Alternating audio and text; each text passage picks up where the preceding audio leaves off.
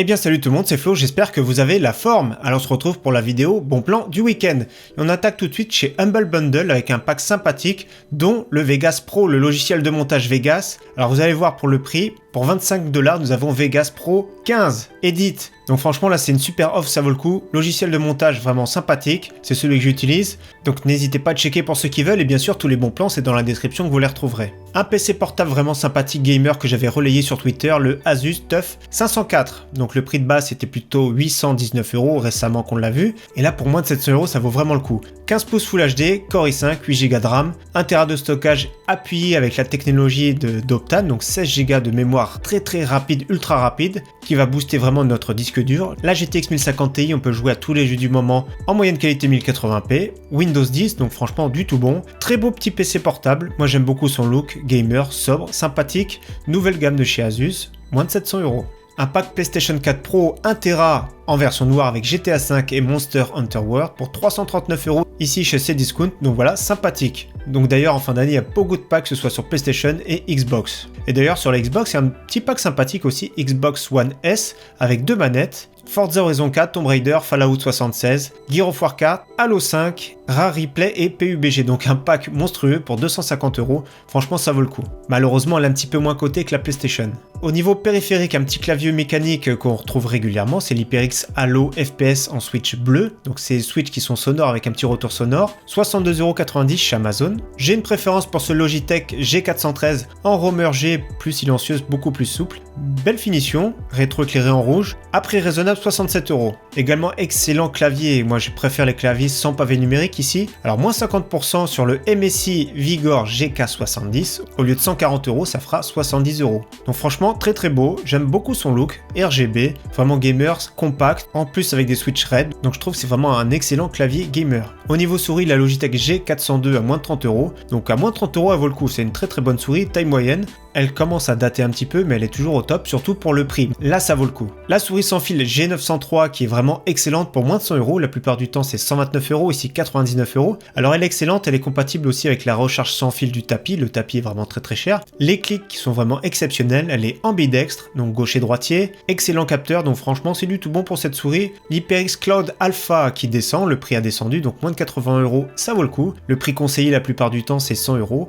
Quand il est à moins de 80€, c'est un casque qui vaut le coup. Donc ici toujours pareil, une seule couleur disponible, c'est des prises jack, top qualité, très bon confort, donc franchement du tout bon pour ce casque. Encore mieux au niveau du son et surtout au niveau du micro, le Sennheiser PC360, donc c'est vraiment super sobre, très bon micro casque gamer. On peut mute le micro en relevant, donc franchement moi j'aime bien ce casque. Personnellement, quand il a 150€ c'est trop cher, 129€ c'est vraiment raisonnable. Au niveau écran, nous avons un Acer 24 pouces incurvé, 144 Hz, donc c'est une dalle VA, compatible FreeSync, 179€, ça vaut le coup. Également des promotions sur des écrans chez Material.net, donc tout ce qui est AOC, il y a de la réduction, donc n'hésitez pas à checker, je mets également cette page là dans la description. Au niveau micro, nous avons toujours le Burst UM1, donc un microphone USB, 45€ c'est raisonnable, le prix conseillé c'est plus dans les 60-70€, donc franchement pas mal du tout, c'est bien pour débuter. Un petit peu mieux et surtout beaucoup plus polyvalent, le Blue Yeti, attention il est assez massif. Pour moins de 100€, ça vaut le coup, la plupart du temps le prix de base c'est 130€.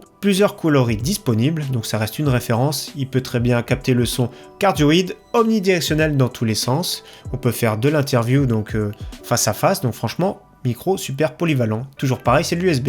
Au niveau carte graphique, très bon prix pour la RX 570 4Go de chez XFX. Elle a baissé de 20€, d'habitude elle est à 179€. Très bonne carte graphique, c'est pour du 1080p en qualité élevée. Également la GTX 1060 6Go à 214€ en ce moment chez Rue du Commerce. Donc c'est souvent la moins chère, voire c'est tout le temps la moins chère des GTX 1060. Donc la version 6Go, on peut jouer en 1080p Ultra, prix très raisonnable. Également un pack sympathique de chez EVGA, donc c'est une version compacte qui est un petit peu plus bruyante bien sûr avec un seul ventilateur. Et la très bonne alimentation 450 BT, donc ce qui fait la carte graphique à environ 190€. Je pense que là c'est une très bonne offre. Une RTX 2070 à 480€ chez Top Achat. c'est la marque Palit, c'est souvent les moins chers.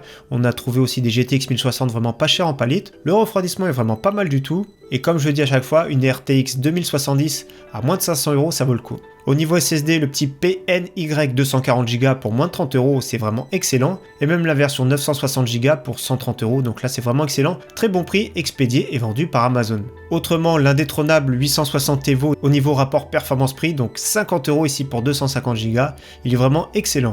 Et là pour moi le meilleur SSD du moment c'est du format M2, le 970 EVO de chez Samsung, version 500 Go.